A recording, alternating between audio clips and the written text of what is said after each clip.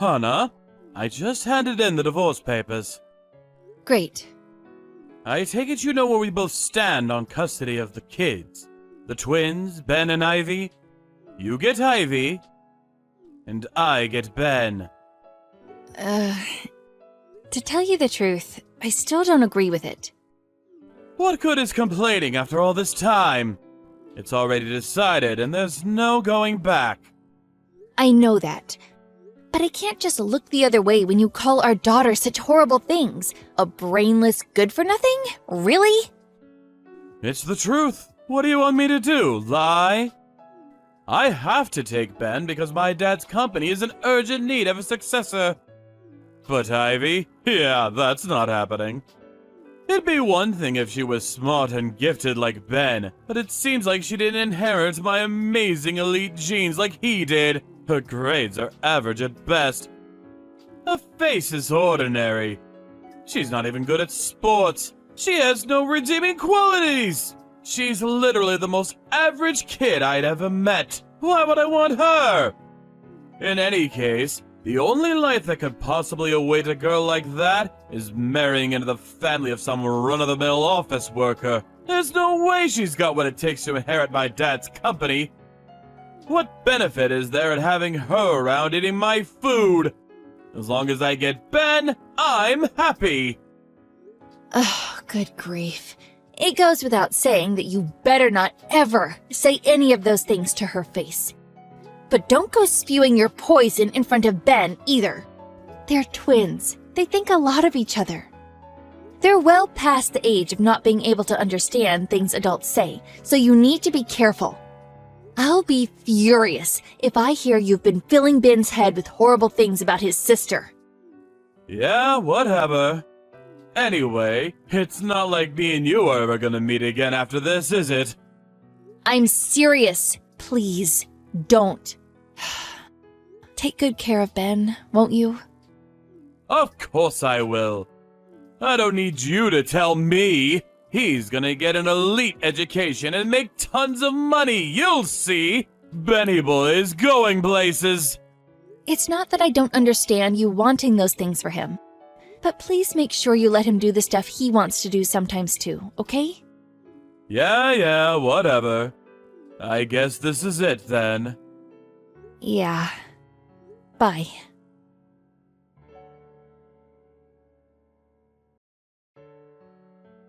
Hey, Mom, is now a good time? Hey, Ivy. Sure, what's up? So I'm heading to the station near college right now. You'll never believe this, but my old dad is waiting by the ticket gate.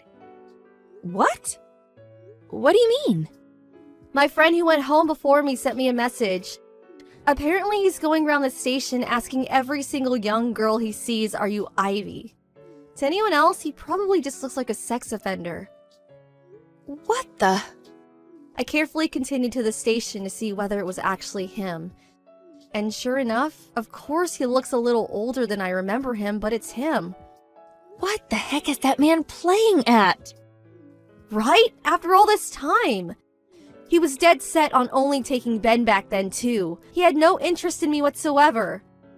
I remembered like it was yesterday, how he smugly declared, "I'm fine as long as I have Ben," while reclining on the sofa and chuckling to himself like a jackass. Oh, me too, sweetie. Anyway, I need to come home, so I'm gonna enter the station through the ticket gate on the opposite side of the station, the one by the tracks. I'll probably be 1 or 2 trains later than usual. Okay, got it. Make sure he doesn't see you. Be careful, Ivy.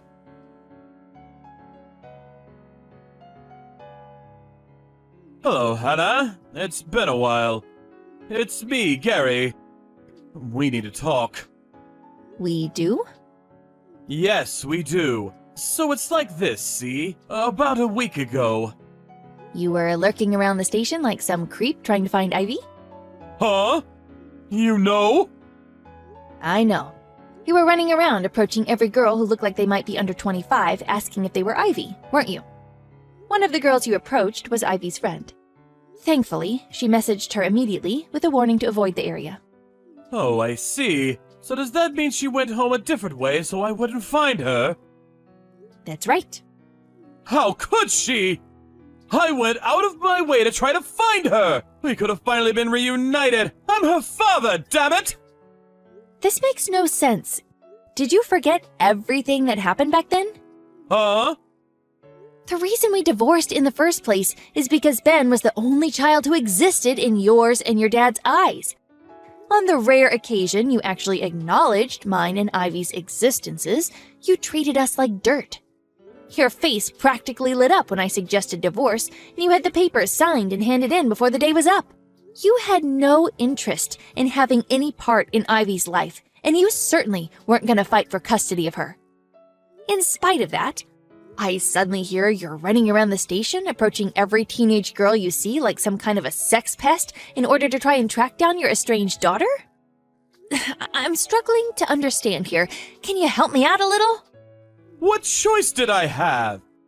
I don't know where you guys live anymore. All I had was some vague information on which college he's at. And so that was my only option. That's not what I'm asking. Not that that's not a problem, too. But if you wanted to meet Ivy, you should have come to me first. I'm her mother and legal guardian. We intentionally kept hold of each other's numbers for this exact reason, did we not? Stop taking liberties! Do you really want me to go into all the boring details? I don't have time for that. The point is, Ivy's doing really well now, isn't she? Looks like you did a half-decent job raising her after all. I heard she always gets the top grades in school, and was even president of the student council. Is it true? What's more, she even got into Apple College! Everyone knows how brutal their entrance exams are, so she must have something in between those ears of hers after all. What's your point? The point is that it turns out she did inherit my amazing elite genes after all, and this just proves it! That's my girl! Which means I'll be taking custody of her. Thanks to your hard work, you did a great job, really! You can leave the rest to me. What do you mean? What do you mean, what do I mean? Ivy must have gotten into college on a scholarship fund, right? And she has to be working crazy hours at some part-time job. Scholarship fund? Part-time job? You can't play dumb with me, Hana, because I'm smart. Very, very smart. We agreed neither of us would pay child support at the time of the divorce since we were both taking a kid each. But unlike me, who was always working, and at a pretty good company at that, you were a stay-at-home housewife until the divorce. Even if you did manage to find a job after the split, your salary would have likely been average at best, realistically speaking. Now thinking about it logically, the only way Ivy could afford to go to Apple College despite being raised by a poverty-stricken single mother like you is through some kind of scholarship fund or job. Am I right, or am I right? What happened to all that stuff you said about Ben? Huh? You used to always say you'd be happy as long as you had Ben. What happened to that? That kid. He was a complete disappointment. What? He betrayed my expectations in the most pathetic, cowardly way. He ran away as soon as he graduated high school, in the middle of the night, no less. Pfft. I have no idea where he is now. Are you even gonna bother looking for him? I was so disappointed I didn't feel like wasting my time trying. I decided to wait for him to come back and apologize before considering forgiveness. Not gonna lie, that hurt. I was pretty dejected. But, right around the same time, I got word of what a high achiever Ivy was turning out to be. I thought it could only be fate. Which is why I'm doing whatever I can to find her as quickly as I can. With me raising her, she won't have to waste her time working some crummy job or relying on scholarship money to study. I'm exactly what she needs right now. Oh yeah, my dad changed his mind. He's ready to let her be the successor to his company now. Gary, do you even know which faculty at Apple College Ivy is studying at? Huh? The legal faculty. What? Wasn't she majoring in economics? She decided she wanted to be a lawyer and went to college to study law instead. A lawyer? No, she will not be a lawyer. Starting next year, we'll transfer her to the Faculty of Economics. Contact the college and have them initiate the procedures. Now! Why? Because she has to inherit my dad's company! She can't do that if she's a frickin' lawyer! She has to learn economics! There's no other option! Oh, so that's why. Huh? You were trying to force that on Ben, too, weren't you? Forcing? A father's authority is final! He has no right to disobey my command, and learning economics is an essential requirement of inheriting my dad's company! You should be careful how you speak to me! Do you have any interest in what Ben himself wants to do with his life? Do you even know what that is? Huh? Your son wants to be a chef. A chef? You do know how much he loves cooking, don't you?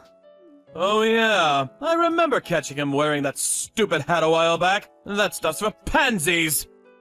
I told him how shameful his stupid effeminate behavior was and banned him from embarrassing me by ever doing it again! I know.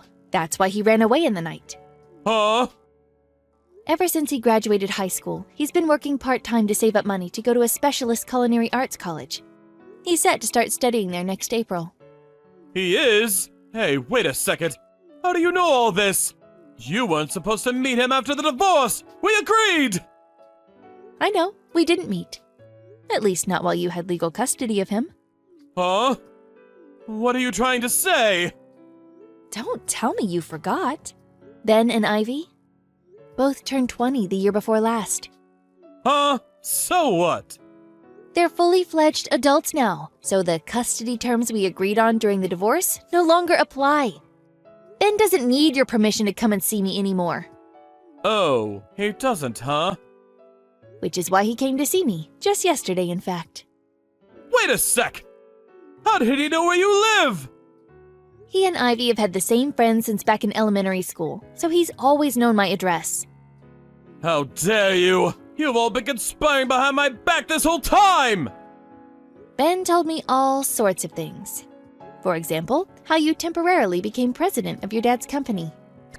But were too much of an incompetent moron to run it properly, and your aged dad was forced to take the reins again before he ended up in the red or going bankrupt. By some miracle, you're still hanging on to the managerial position by a thread, but your dad swore you'd never be president again.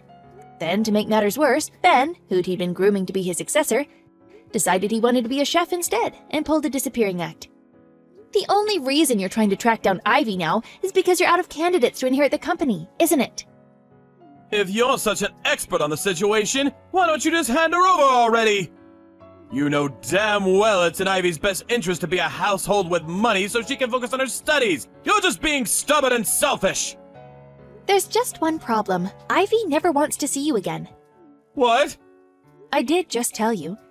But she went out of her way to avoid you as soon as she heard you were out looking for her at the station. You can think of that as her response to your proposal. Do you understand what a generous offer this is? I'm offering to cover all of her expenses until she graduates college. Not only that, but there's a CEO position waiting for her when she does. With me, she walks the path of the elite. With you, it's nothing but poverty, poverty, poverty! The opportunity to live a life free from financial worry is staring her right in the face! She'll never struggle for money again! Gary, Ivy isn't studying on a scholarship. Huh? She doesn't have any money worries at all. Don't make me laugh! There's no way a peasant like you could afford to cover her tuition fees at Apple College! What did you do? Rob a bank? You're obviously just making up desperate lies because you're scared of losing her when she realizes how much better her life will be with me. I've got it. Fine, I don't mind if we get back together. Excuse me? If we do that, you can guarantee Ivy a better life without having to say goodbye. Win-win! No, really. We're doing fine for money. You're clearly putting up a bold front. Tragic. I know that deep down you're chomping at the bit to go ahead with what I'm proposing. You're just too proud to admit it. One thing though, when I say me and you can get back together, you should know what I mean is, I'll let you be my personal maidservant. Ever since my mom died, we've been forced to hire a maid, which means the finances have taken quite a hit. We could do with some free labor.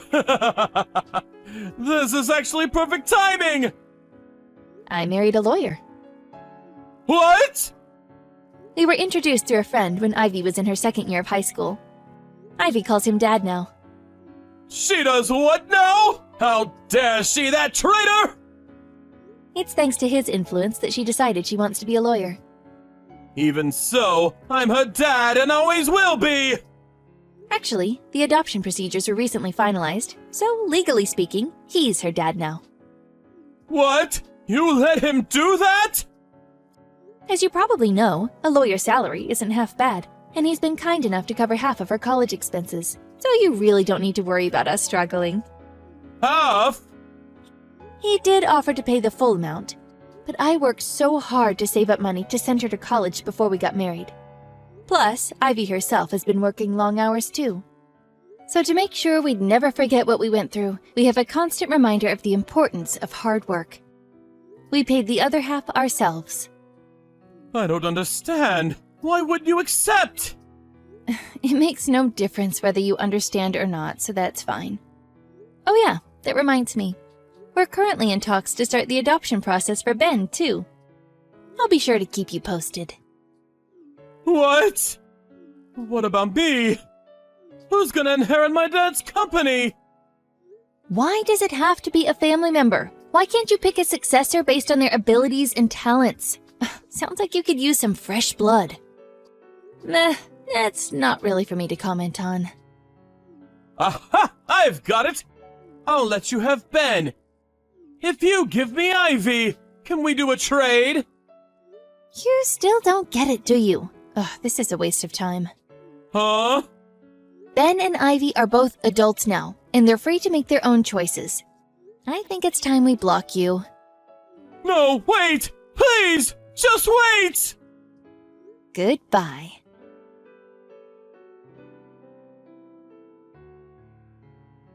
I heard through a friend a few days later. Apparently, Gary's dad told him that if he didn't come home with either Ben or Ivy to inherit the company, he'd lose his managerial position and be demoted to a regular employee. After I blocked him, he went on the offensive with Ivy. Once again, he was sighted approaching young girls at the station, but this time around, he was swiftly reported to the police and arrested.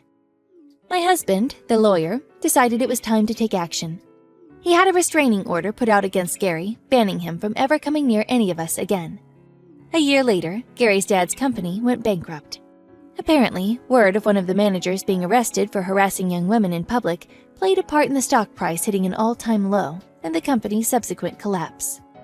Both Gary and his dad worked like dogs to pay off the debt they took on in a desperate last-ditch attempt to save the sinking ship.